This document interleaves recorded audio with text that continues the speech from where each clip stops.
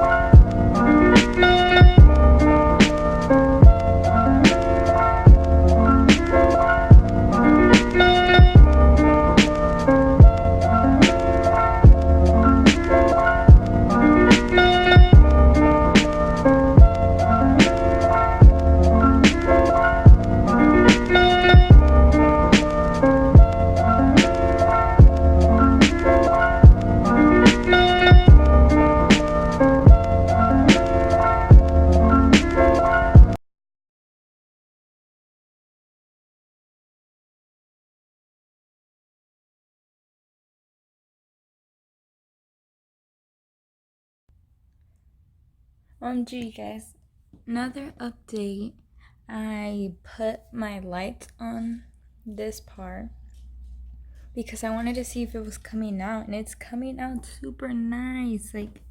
I'm doing cursive letters, so I don't know if you guys can tell what letter that is, but it looks dope as freak. So maybe this project's gonna be worth it, even though it's taking a long time. But I'll update you guys when I'm halfway through, I guess. Okay, coming up with an update. Just finished all of the letters. If you can't tell what it spells my last name. And these are lights, so when you turn it on, it's gonna look super cool. So now I'm gonna start the flower part, which I drew the stem right here. Then the flower is gonna be more up here. So that's gonna look really nice. So I guess I'll update you guys when I finish the stem part. Ow, freak, that hurt. Okay, so this is what it looks like right now. Now I'm gonna do the flower up here. This is part gonna be the longest part, and it's been like an hour and 20 minutes. So the flower is probably gonna take another hour or so, I think. So I'm gonna start making that right now.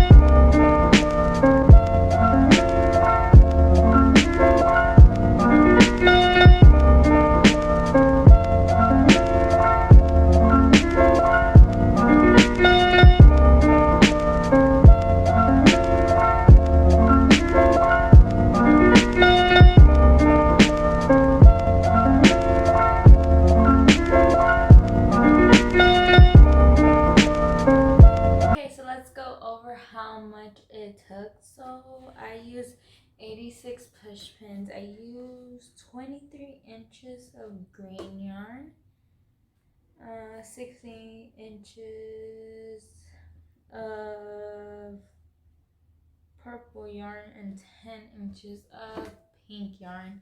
So it didn't take that much, and it was pretty cheap. And then I also use fairy lights, and you can find the fairy lights at the dollar store. So that's $1, and then the yarn you can also find at the dollar store, which is also $1. And then I bought the big pack of push pins for like $1 or like $2, I think. So it didn't really cost much, but the thing is that it did take around like 3 hours to finish this, because it was like very difficult to put the push pins in, because some parts of the wall are more harder to put them in. So like it took long, and I had to take a lot of breaks because my hands were like hurting. So to conclude this video, this DIY was a yay, and you guys should do it. So make sure you guys like, comment, and subscribe. And also, when you comment, put down what next DIY I should test next. And without further ado, I'll see you guys in the next video. Okay, bye!